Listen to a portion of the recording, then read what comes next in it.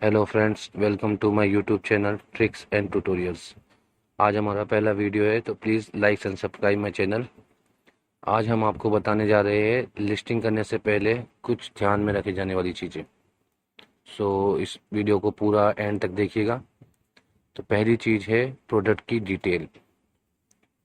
Product की detail होना हमारे लिए बहुत ज़रूरी है। जो भी हम लिस्टिंग करते हैं तो उसकी पूरी डिटेल्स हमारे पास होनी चाहिए ताकि हमारी लिस्टिंग विजिबल हो सके। दूसरा पॉइंट है हमारा साइज चार्ट। कोई भी जो प्रोडक्ट हम कर रहे हैं उसका साइज चार्ट भी हमारे पास होना ज़रूरी है। उसके अलावा तीसरा पॉइंट है हमारा फ़ोटोशूट। फ़ोटोशूट प्रोडक्ट की विजिबिलिटी के लिए बहुत ही मायने रखता है, तो इसलिए फ़ोटोशूट हमारा वेल क्वालिटी का होना चाहिए। उसके बाद हमारा होता है स्टॉक मेंटेनेंस। तो स्टॉक का जो मेंटेनेंस होता है वो भी हमारा ढंग से होना चाहिए। तो अब हम हमारे पहले टॉपिक पे डिटेल से पढ़ते हैं, प्रोडक्ट की डिटेल्स। जब भी हम कोई लिस्टिंग करते हैं तो कोई जो से हमारा कोई भी प्रोडक्ट होता है, कुर्ती हो गई या कुर्ती प्लाजो सेट वगैरह, हम आपको कुर्ती के बारे में बता रहे हैं। तो कुर्ती के लिए हमारे को उसकी पूरी डिटेल्स होना ज़रूरी है ताकि हमारी लिस्टिंग विजिबल हो सके। कि लिस्टिंग तो कैसे भी लाइव हो जाती है, बट जब तक हम उसकी एक्यूरेट करेक्ट डिटेल नहीं डालेंगे जब तक वो विजिबल नहीं हो पाती है और कस्टमर को अच्छे से दिख नहीं पाती है। तो इसके लिए हमारे को प्रोडक्ट की डिटेल्स होना बहुत ज़्यादा ज़रूरी है। तो प्रोडक्ट की डिटेल के अंदर हमारे सबसे पहली चीज़ आती है फैब्रिक। हमें पता होना चाहिए कि हमारा प्रोडक्ट कौन सा फैब्रिक का है, कॉटन है, रेयॉन है, कॉटन फ्लेक्स है। जो भी फैब्रिक हो उसकी डिटेल हमारे पास होनी चाहिए। दूसरा टॉपिक है हमारे पास में नेक स्टाइल।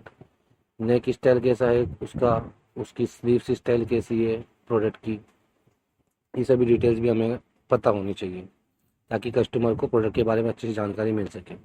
उसके बाद हमारा उसका पैटर्न कौन सा है, प्रिंटेड है, एम्ब्रॉयडरी है, अनारकली कुर्ता है, जो भी है उसका पैटर्न की डिटेल हमारे पास होनी चाहिए। उस पर कौन सा वर्क हो रखा है।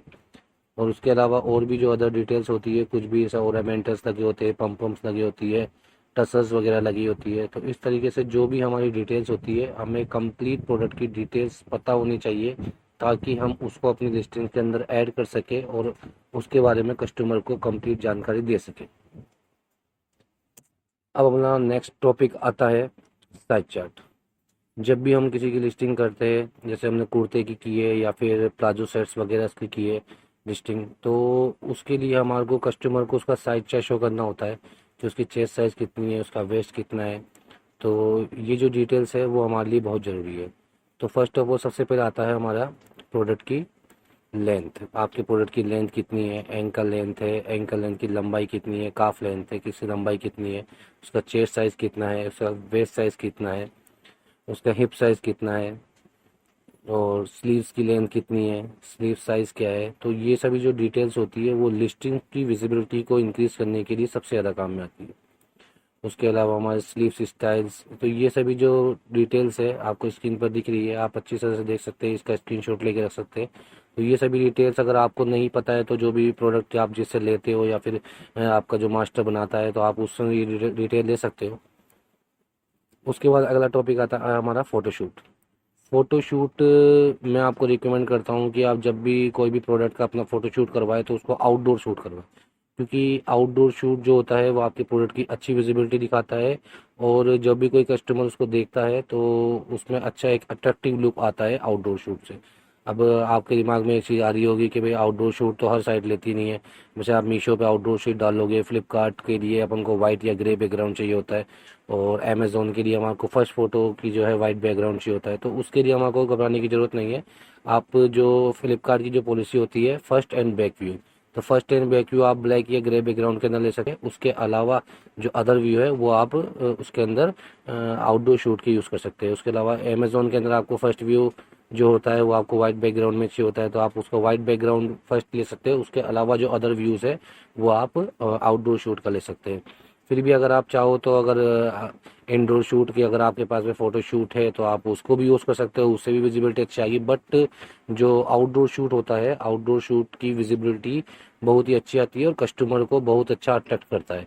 तो मैं आपको रिकमेंड करूँगा कि आप ये जो है आउटडोर शूट वही यूज़ करें फर्स्ट। और जो पॉलिसी होती है, हर ई कॉमर्स साइट की अलग अलग पॉलिसी होती है, उस पॉलिसी के अकॉर्डिंग आप फर्स्ट और सेकेंड और जो भी उसकी फर्स्ट है वो यूज़ कर सकते हैं। उसके बाद आता है हमारा स्टॉक। स्टॉक जो है, अगर आप अपना खुद का प्रोडक्ट बना रहे हैं तो हमें सबसे पहले चीज़ ध्यान रखनी है, हमारे पास हर साइज़ के प्रोडक्ट का कम से कम 10 पीसेस अवेलेबल होना चाहिए, ताकि अगर आपका प्रोडक्ट जैसे ही रैंकिंग पे आए, उसके ऑर्डर्स आने लग जाए, तो आप उसको अच्छे से डिस्पैच कर सके, आपकी डिस्पैच की ब्रीच ना लगे। उसके अलावा और भी है हमारे पास में, जैसे आप जो भी प्रोडक्ट बनाते हो, उसका करते हो तो बनाते हैं, तो हमारे पास के अंदर उनका साइज़ का मेजरमेंट का रहता है कि हम किस किस साइज़ के अंदर प्रोडक्ट को बनाएं, कौन सा प्रोडक्ट किस किस साइज़ में बनाना चाहिए। तो उसके लिए मैं आपको एक इम्पोर्टेंट डिटेल बताने जा रहा हूँ कि हर प्रोडक्ट की अपनी अलग अलग कैटेगरी होती है, हर तरीके का कस्टमर होता है। जो कुछ कस्टमर्स कुछ ज़्यादा फैट होते हैं तो उनको बड़ा साइज़ चलता है, तो कुछ कस्टमर्स पतले होते हैं तो उनको छोटा साइज़ चलता है, तो वो भी अपने अकॉर्डिंग ही वो अपना फैशन के अकॉर्डिंग कपड़े पहनते हैं। तो उसके लिए मैं आपको सबसे ज़्यादा रिकमेंड करता हूँ कि अगर आपके पास में अगर नॉर्मल कुर्ती है, जैसे कि हो गई रेगुलर घर में पहनने के लायक जो कुर्तियाँ वगैरह होती है, तो उसके लिए हम साइज़ लेते हैं एम से लेकर 3XL तक, क्योंकि वो हर तरीके की लेडीज़ पहन सकती है, घर के अंदर, ऑफिस के अंदर, वर्क के अंदर। तो इस तरीके की जो बेसिक कुर्तियाँ होती है, कोर कुर्ती जिनको बोलते हैं, तो उसके लिए आप एम से लेकर 3XL की साइज़ लो। और जो नॉर्मली सब जो पोर्टल चलते हैं, उसके अंदर एम से लेकर XXL की साइजेस नॉर्मली चलती है। तो बट जो हमारी अदर्स जो होती है, जैसे टॉप्स हो गए, ट्यूनिक्स हो गए, इनके लिए हमारे को चाहिए होती है small sizes. Tops, tunics, short kurti है, अगर आप इस टाइप का आइटम बनाते हो तो मैं चाहूँगा कि आप हमें से लेकर और एक्सेल तक ही साइजेस बनाएं, क्योंकि उसके अंदर जो जरा बड़ी साइजेस होती है वो बहुत ही कम चलते हैं। तो इसके लिए अगर आप टॉप, ट्यूनिक्स वगैरह बना रहे हो तो उसको कम साइज़ के अंदर बनाइए। और अगर आप प्लाजो सेट्स नॉर्मल वगैरह के बना रहे हो तो आप एस से लेकर 3XL तक साइज बना सकते हो, 4XL, 3XL बेसिक कुर्तियों के लिए।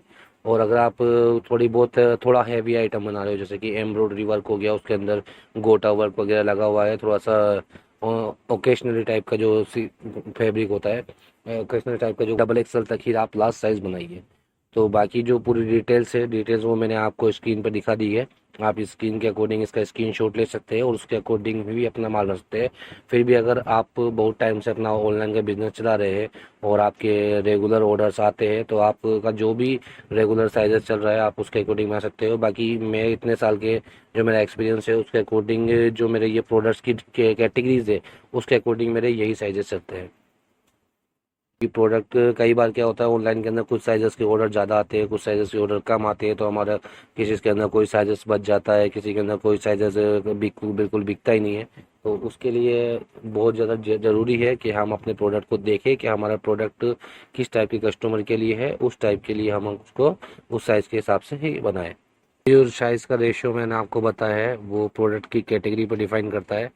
तो इन सब चीज़ को एक बार आप ध्यान से देख लीजिए, फिर उसके बाद ही अपना प्रोडक्ट बनाइए, ताकि आपका जो स्टॉक है वो फालतू पड़ा ना रहे। क्योंकि ज़रूरी नहीं है आप जो कोई माल बनाओ तो उसकी सभी साइजेस सेल हो, कुछ साइजेस सेल होती है, कुछ साइजेस सेल नहीं होती है। उसके अलावा मोस्ट इम्पोर्टेंट होता है हमारे लिए कि जब भी हमारे हाई नंबर ऑफ ऑर्डर्स आते हैं तो उसके लिए हम पहले से स्टॉक की कैटेगरी पहले से ही बना के रखें हम, ताकि हम कौन कौन सी कैटेगरी के अंदर कौन कौन सा प्रोडक्ट बनाना है और कितना पीस हमने बनाए हैं, तो उसके फैब्रिक की व्यवस्था पहले से रखें। अगर आप खुद के पास में माल बना रहे हैं या फिर अगर आप दूसरे के पास से माल बना रहे हैं, तो भी आप है ना, जो प्रोडक्ट आपको इन फ्यूचर अवेलेबल हो जाए वही प्रोडक्ट की लिस्ट कीजिए। बच इस चीज़ से ज़्यादा से ज़्यादा कोशिश कीजिए कि आपके कोई ना कोई प्रोडक्ट को कभी भी आउट ऑफ स्टॉक ना होने दे, और एटलीस्ट आपको जो स्टॉक काउंट है पोर्टल के अंदर वो कम से कम 100 पीस का डालना है और उससे भी ज़्यादा डालना है। क्योंकि उससे क्या होता है कि जब हम कुछ कोई प्रोडक्ट होता है हमारा, उसके हमने स्टॉक काउंट ज़्यादा डाल रखे होते हैं, तो जो इसका जो ई कॉमर्स का जो एल्गोरिथम होता है वो इस तरीके से होता है कि अगर आपके पास में स्टॉक ज़्यादा है, आप टाइम टू टाइम डिस्पैच कर रहे हो, तो आपकी विजिबिलिटी को ऑटोमेटिकली वो इंक्रीज कर देता है। और अगर आपका स्टॉक कम कम है, जैसे मान लीजिए आपने 10 स्टॉक डाल रखा है, आपके 5 ऑर्डर आ गए हैं, तो फिर वो क्या करता है, इसका एल्गोरिथम आपकी विजिबिलिटी को डाउन कर देता है। चाहे आपकी लिस्टिंग कितनी भी अच्छी हो, आपके प्रोडक्ट कितना भी अच्छा हो, वो उसकी विजिबिलिटी को डाउन कर देगा। क्यों? क्योंकि आपके पास में उतना प्रोडक्ट है ही नहीं कि आप उसको आगे ऑर्डर ले सको। तो इसलिए मैं आपको रिकमेंड करूंगा कि आप जब भी इसकी प्रोडक्ट की लिस्टिंग को अपडेट करें तो उसके अंदर स्टॉक काउंट हमेशा ज़्यादा रखें, जैसे आप स्टॉक काउंट रखें। तो ये थी हमारी कुछ टिप्स बोलने, उसके लिए सॉरी। अभी ये मेरा पहला वीडियो है, तो so please like and subscribe my channel. ऐसे ही इस तरीके से मैं आगे भी और भी आपको ई कॉमर्स की टिप्स वगैरह लाता रहूँगा, तो आप मेरा